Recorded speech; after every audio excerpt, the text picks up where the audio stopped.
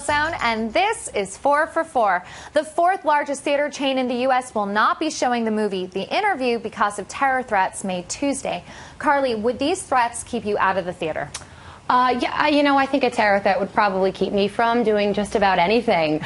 But even though the Department of Homeland Security has said that there is no specific threat on any movie theater, thankfully, as of yet, why would I want to sit through a 2-hour movie and look over my shoulder the whole entire time wondering? I wasn't going to see The Interview anyway, but if I was, I don't think this threat would have kept me away from it. It seemed pretty lame if you ask me. But it's still don't hack me, Guardians of Peace. No, they've done everything that they said they have. That's true. Movies are about escapism. I wouldn't want to sit there and be at all worried. I think if I lived in the middle of the country, I might not worry. But if I lived in New York, if I lived in LA, San Francisco, Chicago, DC, areas where you have a lot of people in a small space, I might be scared. I think I'll wait until it comes out on demand. That's a way that I would rather view it, like you all said. It's already online, right? Well, that's how I watch all my movies anyway. I can't remember. Right. If you're going to see a movie, you want to be able to enjoy it. You don't want to be looking around thinking that you're in danger. The threats are just the latest bombshell thrown by the Sony hackers, Guardians of Peace. Chris, have their hacks changed the way you communicate online? They actually have. I've been a lot more careful with the things that I email. I've been a lot more careful with the things that I text. I suggest with all of my friends that we talk about things face-to-face in a public space, preferably a public park. Outside. Public park. Are there wires here? But seriously, it happens. It's all about G-chat off the record. G-chat. There's still something called screen cap, so I don't know if you can even trust that. We're all always fall into that trap. I don't think it's going to really make me change I haven't really emailed anything, I don't think, that's that terrible. And fortunately, or maybe unfortunately for me, I am not of that level that anything that I'm going to say is going to make headline news anyway. So, Right, what you think about Angelina Jolie may not matter. Thinking back through my emails, I don't think that there's anything that would be particularly bombshell-worthy.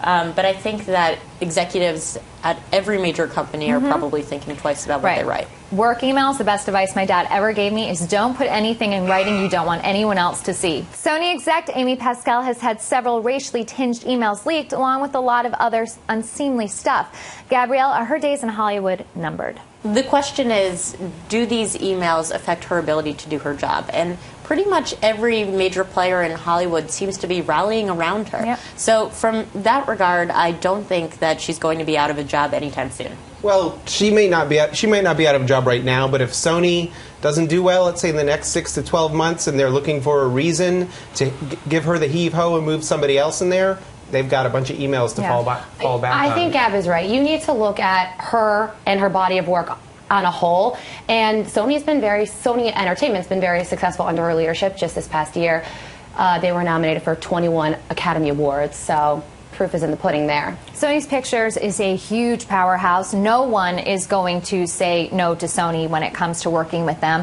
And she did issue several apologies, obviously publicly, and also to the celebrities that she somehow put down in her emails, and that was that great photo of Angelina Jolie and her. That's got to be the photo of the year. That is definitely the photo of the year. No, the Ellen Oscar selfie is official. That's true, too.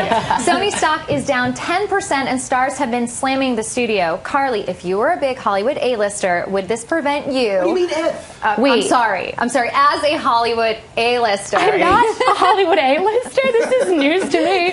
Would this prevent you from signing up for another Sony project? No. I mean, of course I would take a Sony movie. They do have a lot of damage control to do. Yeah. But in the end, I think they're going to be okay. If I made $10 million a picture and I was in negotiations with Sony, I might up it to $12 million. I'll be like, hey, you guys need some good PR. I'll throw you a bone. Because there's a stigma, right? Right. I'm serious. There's a little bit of a stigma. Right. I think I don't buy that at all. It's all about the individual project. Why must you always disagree? Are you guys going to email about each other later? They're going to talk crap about each other later Yeah, over right. email. If the project has a great great director attached and other great stars attached, I think anyone's going to jump at it. I also think that actors are always afraid of never working again. So if they're getting a $10 million offer to be the star in a blockbuster film, hello, they're going to sign up because they're perpetually afraid of being out of work. I might not do any more assassination flicks, though. That's true. Maybe steer clear of that. That's what we think. Tell us what you think on Twitter with the hashtag 444.